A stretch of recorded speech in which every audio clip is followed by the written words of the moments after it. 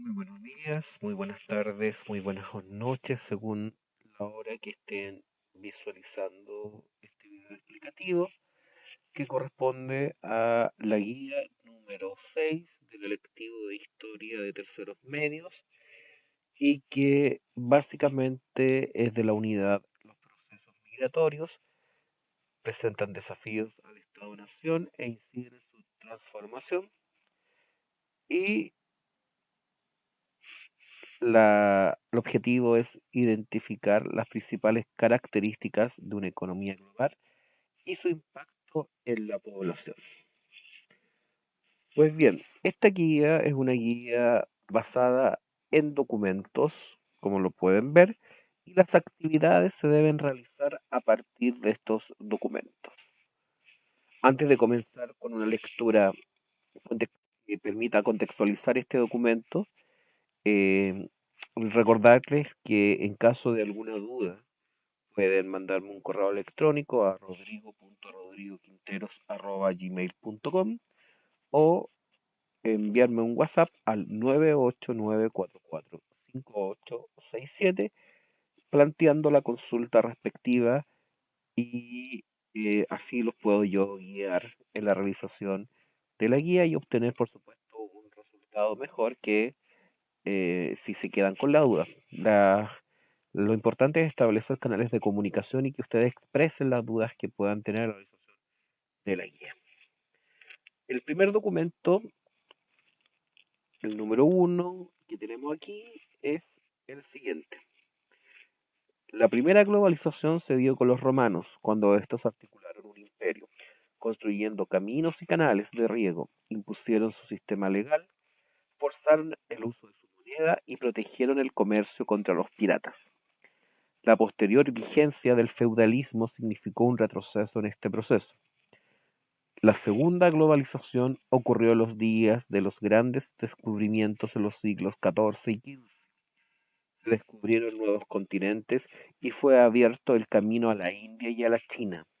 Sin embargo, el comercio internacional en marcha fue interrumpido frecuentemente por guerras religiosas y los enfrentamientos de las monarquías europeas. La tercera globalización aparece en el siglo XIX, después de las guerras napoleónicas.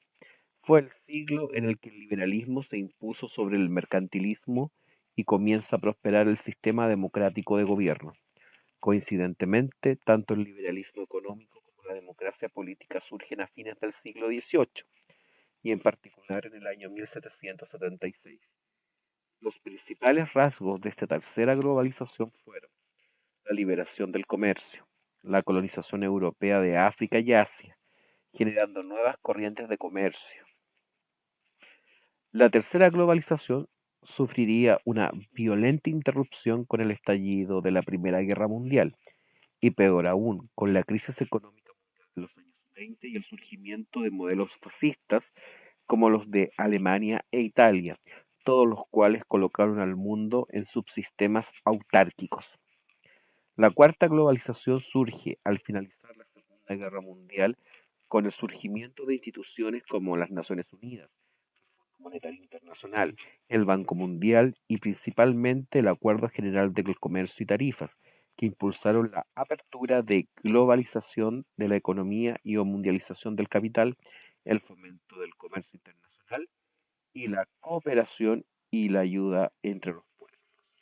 Entonces, de este documento, que quizás ustedes recordarán, hay cosas que se vieron el año pasado, se trataron el año pasado eh, en historia, tienen que realizar, completar este término pareado. Es decir, tenemos la columna A y la columna B.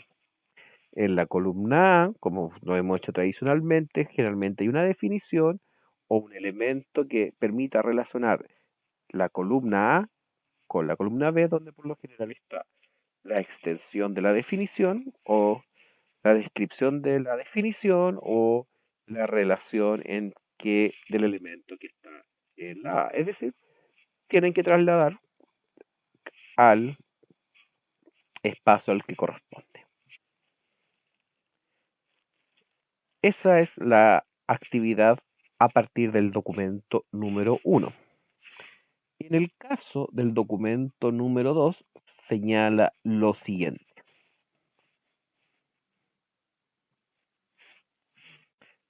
Siempre, documento número 2. Al insertarse en el mundo global, un país se incorpora a la economía internacional de mercado. Lo relevante es que no hay una forma única de economía de mercado. Hay diferencias sustanciales en la forma como las naciones actualmente más desarrolladas se apearon para avanzar en sus economías de mercado. No hay una receta única. La globalización entraña beneficios y costos, con distintas proporciones en diversas dimensiones y circunstancias. No debe constituir una meta, sino un medio, con distintos componentes, con diferentes implicancias. Por lo tanto, implica incorporarse a aquellos ingredientes que puedan ser más funcionales para el desarrollo nacional, para potenciarlos, y a aquellos que crean obstáculos para minimizarlos.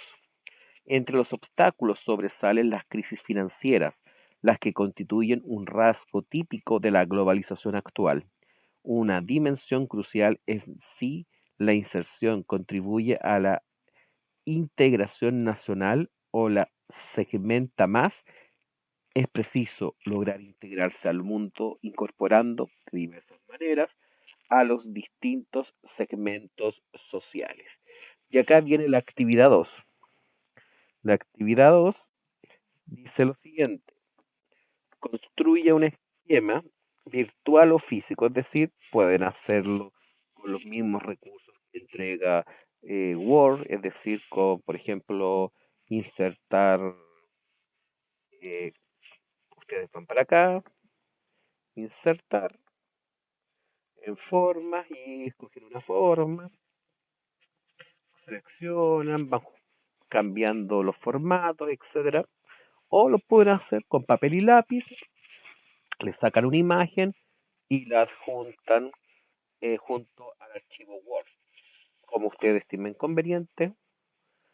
Y sí, es importantísimo que se fijen, por supuesto, en la rúbrica, porque por la rúbrica yo voy a evaluar el trabajo realizado. Entonces, actividad: construye un esquema virtual o físico que ordene de forma correcta la información presente en el documento número 2. Para realizar un trabajo de excelencia, considere el anexo rúbrica de evaluación y pasos para realizar un esquema. Y acá tenemos el anexo, primero el anexo de la rúbrica, que dice lo siguiente: criterios de desempeño, distribución de la información dentro del esquema. Tenemos 4 niveles de desempeño, ¿cierto? El excelente, el bueno, el suficiente y el insuficiente. En el excelente se le va a asignar un puntaje de 4 puntos y dice: el estudiante identifica y expone en el esquema todos los aspectos más relevantes del documento número 4. Por razones lógicas, yo no les puedo decir cuáles son los aspectos más relevantes, ¿ya? Pero si ustedes, por ejemplo, me envían un correo o me mandan un WhatsApp diciendo: profesor, me falta algún elemento relevante, y me mandan el listado, yo les puedo decir: ¿sabes? Sí, le faltan dos, o le falta uno, o no, muy bien, los tienes todos, ¿ya? Porque la idea es que ustedes descubran cuáles son esos elementos relevantes. Bueno, el estudiante identifica y expone en el esquema aspectos más relevantes del documento número 4. Sin embargo, deja uno de los aspectos fuera del esquema. Suficiente, 2.5 puntos. El estudiante identifica y expone en el esquema aspectos más relevantes del documento número 4. Sin embargo, deja dos de los aspectos fuera del esquema. Insuficiente, 1 punto. El estudiante identifica y expone en el esquema aspectos más relevantes del documento número 4. Sin embargo, deja más de dos de los aspectos fuera del esquema. ¿Ya? Más de dos fuera, es decir, 3, 4, 5. Insisto, si ustedes me envían cuáles fueron sus selecciones, yo les voy a decir, les voy a señalar y conducir, como lo hago también cuando ustedes realizan la actividad en la clase, porque la idea es que esto también los ayude a realizar la actividad Y en ese sentido es importante que también, para asegurarse de que esté correcto, realicemos una retroalimentación en relación a cómo van haciendo el trabajo. ¿Mm? Como si yo estuviese de manera real en la sala, ahora no, ahora vamos a tratar de ayudarlos de manera virtual, ya sea por el correo electrónico o ya sea por mensaje de WhatsApp. Categorización adecuada de la información. Excelente. El estudiante expone de forma categorizada toda la información que se reproduce en el esquema. Es decir, todo esquema categoriza información, va generando relaciones y esas relaciones tienen que ser coherentes. A eso apunta el nivel de excelencia. ¿Ya? Vamos ahora por un asunto de tiempo, porque el video lamentablemente se me corta a los 15 minutos y eso es así. Y me quedan poquitos minutos. Vamos al tema de la ortografía, nivel de excelencia. El esquema no presenta errores ortográficos, ¿ya? Es el nivel de excelencia. El bueno, el esquema presenta un error ortográfico. El suficiente, el esquema presenta entre 2 a 4 errores ortográficos. Y el insuficiente, el esquema presenta más de 4 errores ortográficos. ¿Por qué se marca entre el excelente y bueno con tan pocos errores ortográficos? Porque la idea es que ustedes le pongan dedicación y cuidado al trabajo a realizar, porque lo que uno busca como profesor es que ustedes tengan un nivel de desempeño de excelencia y que sean rigurosos al trabajar, porque eso les va a permitir prepararse de buena forma para la vida universitaria. En la vida universitaria ustedes tienen que aprender en muchas carreras a producir conocimiento y eso, el rigor es bien importante en términos de presentación de los trabajos. Y la idea es colaborar con eso. No porque quizá me digan el profesor Rodrigo que jodido, no, sino que lo que yo quiero es que a ustedes les vaya bien. Y para que les vaya bien yo tengo que ser exigente con ustedes. Pero también tengo que dar de mi parte en establecer canales de comunicación que me permitan ayudarlos en el proceso de que ustedes logren un aprendizaje que les sea significativo y de calidad. Y eso es fundamental. Anexo número 2, pasos para realizar un esquema. Le coloco acá unos pequeños pasos para que ustedes tengan más o menos una idea. Paso 1, lea el documento explorando su contenido general, extrayendo vocabulario. Es decir, ustedes lo leen, marcan las que no sepan, las palabras que no sepan, y si lo saben todo, mejor. ¿Ya? Pero si ustedes no saben una palabra, es imposible que logren comprender la totalidad del documento si hay alguna palabra que ustedes no conozcan. Y eso también les permite ampliar su vocabulario. Paso 2, define el tema central del documento. Así podrás establecer el título adecuado para el trabajo.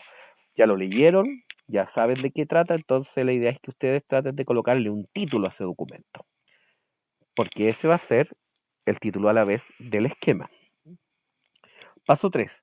Lea nuevamente el documento. Subrayo, destaque las principales ideas y establezca su relación dentro del mismo texto.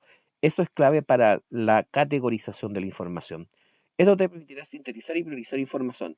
Transcriba en una hoja en blanco las distintas relaciones para categorizarla de forma adecuada. Eso les va a permitir en un momento hacer un trabajo más riguroso, pero después van a ver que en el mismo documento va a estar estableciendo las relaciones correctas. Paso 4. Una vez construido el esquema, léalo en voz alta para percibir su orden y coherencia. ¿Ya? Es decir, tiene que ser un organizador visual que les permita a ustedes facilitar la comprensión de lo que decía el documento, pero de una manera más sintética, de una manera más esquematizada. Preocúpate que la distribución visual del contenido sea atractiva y no saturada, es decir, que sea armónica, que estén las cosas centradas y que las cosas sean atractivas para la vista. Esa es la guía número 6. Espero que les vaya bien. Me quedan poquitos segundos y por eso solo recordarles que en caso de consulta no duden en preguntar en relación a los canales ya señalados, WhatsApp o correo electrónico, y yo trataré de contestar a la brevedad. Muy buenas noches, buenos días, buenas tardes, según la hora que estén viendo este video, y que estén todos bien y sus familias. Nos vemos.